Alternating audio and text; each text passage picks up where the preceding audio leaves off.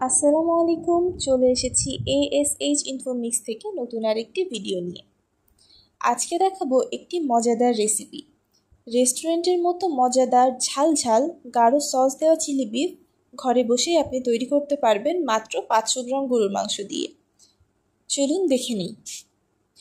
প্রথমে 500 গ্রাম গরুর মাংস ভালো করে ধুয়ে পাতলা করে কেটে নিয়েছি।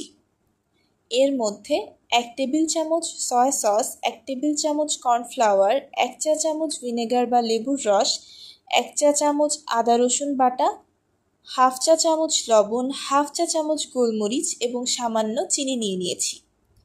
এখানে আপনি চাইলে চিনি দিতেও পারেন, নাও দিতে পারেন, তবে চিনি নিলে মাংসটি ভাজার সময় একটি বাদামি রং আসতে সুবিধা হয়। সব ভালো করে মাখিয়ে নিয়ে কমপক্ষে 15 থেকে 20 মিনিট আমি মেরিনেট হতে রেখে দিচ্ছি।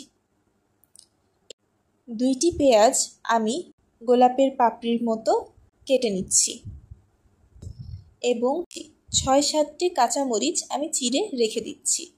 সস তৈরি করতে হবে। সস তৈরি করার জন্য 1 টেবিল চামচ সয়া সস, 1 টেবিল চামচ টমেটো কেচাপ, 1 চা চামচ অয়েস্টার সস, সামান্য চিনি ও গোলমরিচ নিয়ে নিয়েছি। চিলি সস অ্যাড করতে পারলে খুবই ভালো হবে, কিন্তু আমার এখানে চিলি সস ছিল না, এজন্য আমি অ্যাড করতে পারি নাই। এখন একটি গরম কড়াইতে 2 টেবিল চামচ তেল দিয়ে মেরিনেট করা মাংস ঢেলে দিচ্ছি। যতক্ষণ না পর্যন্ত বাদামি একটি রং ধারণ করবে এবং হালকা ক্রিস্পি হয়ে যাবে ততক্ষণ ভাজতে থাকব।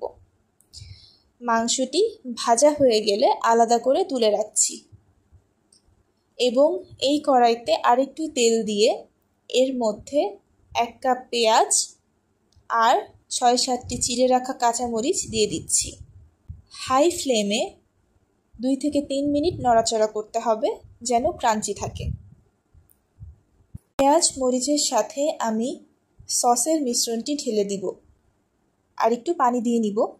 পরিমাণ মতো পানি দিয়ে কিছুক্ষণ নেড়ে চেড়ে এর ভিতরে ভাজা মাংস কড়াইতে দিয়ে দিব। সব উপকরণ ভালো করে মিশিয়ে নিতে হবে, সস যেন মাংসের সাথে মিশে যায়।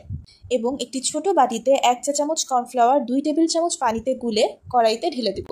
এতে সসটা ঘন হয়ে যাবে। স্বাদমতো লবণ ও মরিচ সামঞ্জস্য করুন এবং এটি প্রপারলি কুক হয়ে যাওয়া পর্যন্ত নেড়ে চেড়ে ভালোভাবে রান্না করে নিতে হবে। ডেকোরেশনের জন্য শেষে উপর থেকে কুচি করা স্প্রিং অনিয়ন ছিটিয়ে নেওয়া যেতে পারে। আমি ফ্রাইড রাইস, চিকেন ফ্রাই এর সাথে পরিবেশন করেছি। আপনি চাইলে এটি ভাত, নুডলস বা পরোটার সাথেও খেতে পারেন। রেসিপিটি ভালো লাগলে লাইক দিন, শেয়ার করুন প্রিয়জনদের সঙ্গে আর সাবস্ক্রাইব করুন আরও দারুণ ফিউশন রেসিপির জন্য। দেখা হবে পরের ভিডিওতে। ধন্যবাদ।